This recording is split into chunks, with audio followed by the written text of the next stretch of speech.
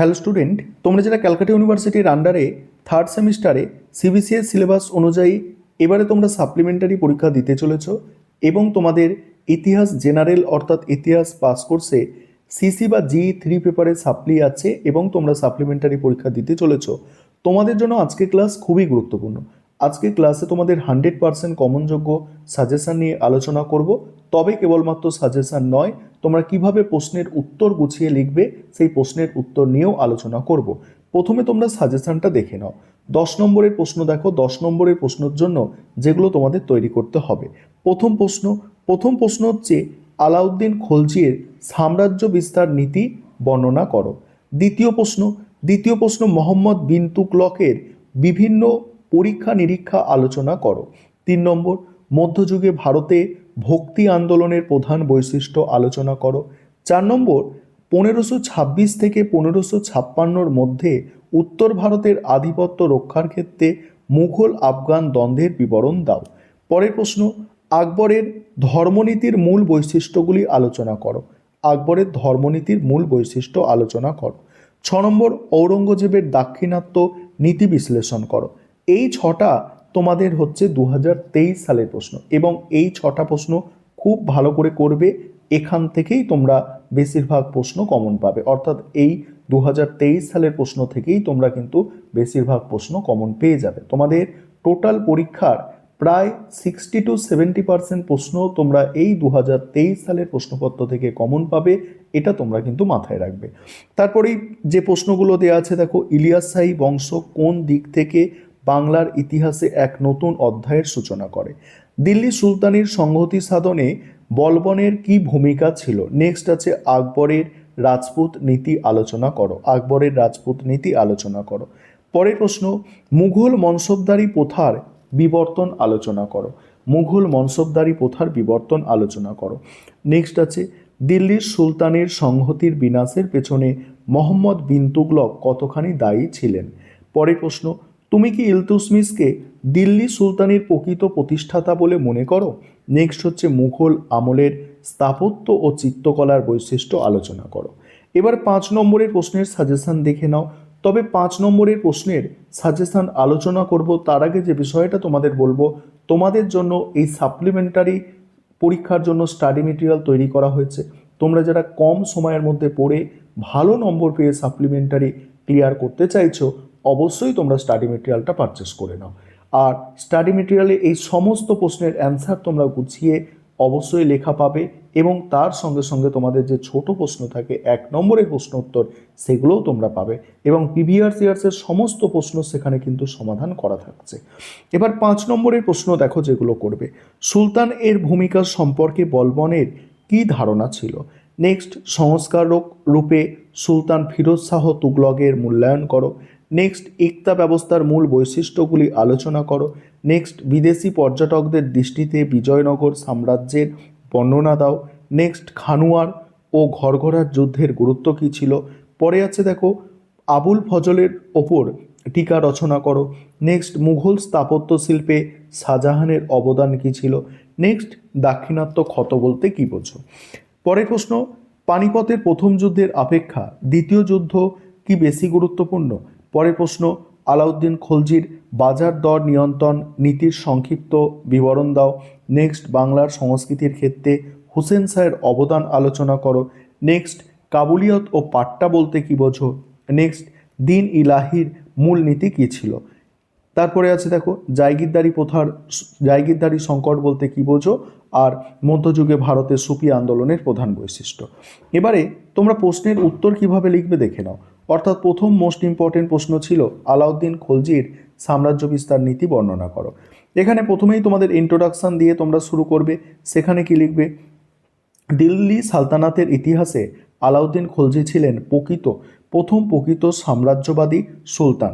সিংহাসনে আরোহণের পর তিনি বিশ্বজয়ের স্বপ্ন দেখতেন এবং নিজেকে সিকান্দার ই সানি বা দ্বিতীয় আলেকজান্ডার উপাধিতে ভূষিত করেছিলেন। ঐতিহাসিকদের মতে তার সাম্রাজ্য বিস্তার নীতি কেবল রাজ্য লিম্ফা বা ব্যক্তিগত যশের আকাঙ্ক্ষা ছিল না, বরং একটি শক্তিশালী কেন্দ্রবিত্ত শাসন ব্যবস্থা ও অর্থনৈতিক সমৃদ্ধি নিশ্চিত করাই ছিল তার মূল লক্ষ্য। তার এই সাম্রাজ্য বিস্তার নীতিকে প্রধানত দুটি ভাগে ভাগ করা যায়, উত্তর ভারতের নীতি এবং দক্ষিণ ভারতের নীতি। এবারে কি বলা হচ্ছে দেখো, আলাউদ্দিন খলজির সাম্রাজ্য বিস্তারের রূপরেখা। আলাউদ্দিন খলজির সাম্রাজ্য বিস্তারের রূপরেখা কি বলা হচ্ছে, প্রথম হচ্ছে উত্তর ভারতের প্রত্যক্ষ নিয়ন্ত্রণ নীতি। উত্তর ভারতের প্রত্যক্ষ নিয়ন্ত্রণ নীতিতে কি বলা হয়েছে, আলাউদ্দিন খলজি উত্তর ভারত জয়ের মূল উদ্দেশ্য ছিল দিল্লির কর্তৃত্ব সুদৃঢ় করা এবং রাজপুত শক্তিকে খর্ব করা। তিনি উত্তর ভারতের রাজ্যগুলিকে পরাজিত করে সেগুলিকে সরাসরি নিজেদের সাম্রাজ্যের অন্তর্ভুক্ত করার নীতি গ্রহণ করেছিল। তারপরে কি বলা হচ্ছে, 1299 খ্রিস্টাব্দে তিনি গুজরাট আক্রমণ করে গুজরাটের সমৃদ্ধ বন্দর ও বাণিজ্য পথ দখল করাই ছিল তার উদ্দেশ্য। এরপর তিনি রাজপুতানার দিকে নজর দেন। 1301 খ্রিস্টাব্দে রণথম্বর এবং 1303 খ্রিস্টাব্দে মেবারের রাজধানী চিতোর জয় করেন। রানী পদ্মিনী এবং অন্যান্য অন্যান্য নারীদের জহর ব্রত পালন এই যুদ্ধের এক করুণ অধ্যায়। এরপর একে একে মালব, উজ্জয়িনী, মান্ডু, ধার এবং চান্দেরি দুর্গ আলাউদ্দিনের দখলে আসে। 1105 খ্রিস্টাব্দের মধ্যে কার্যত সমগ্র উত্তর ভারত তার প্রত্যক্ষ শাসনাধীনে চলে আসে। এই নীতি গ্রহণের কারণ ছিল দিল্লি থেকে উত্তর ভারতের রাজ্যগুলিকে নিয়ন্ত্রণ করা। ভৌগোলিক কারণে সহজ ছিল এবং সামরিক বাহিনীর রসদ ও অর্থের জন্য এই অঞ্চলগুলির ওপরে পূর্ণ দখল বজায় রাখা জরুরি ছিল। তারপর হচ্ছে দক্ষিণ ভারতে কদর রাজ্য বা পরোক্ষ নিয়ন্ত্রণ নীতি।